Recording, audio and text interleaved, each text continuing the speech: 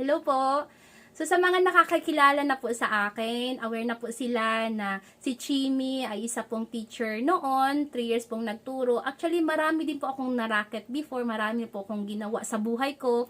Naging crew member din po ako ng KFC, and then ginawa ko po yung pagbibaking, nagtitake ako ng orders. Wala namang mali doon, kaya lang, alam mo yon, so nakakapagod.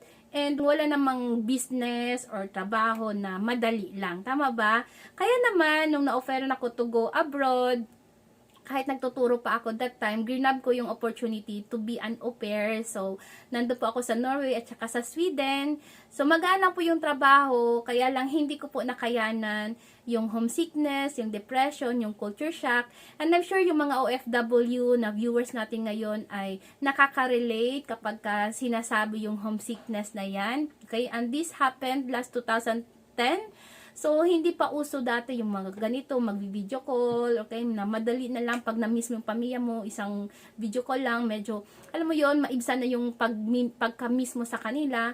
Pero, itong negosyo na to, ito yung talagang nakatulong sa akin, kasi, dahil nga hindi ko natapos yung kontrata ko dun sa Norway at saka sa Sweden, nung umuwi na po ako dito sa Pilipinas, I tried the business na internet cafe, okay, nalugi po yung internet cafe namin, na corpo ko at saka ng mga kaibigan ko.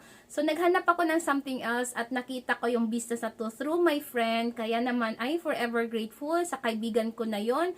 So, yung business na to, this is an online business. Maliit lang yung capital, and then ito na po yung nagbabago sa buhay ko.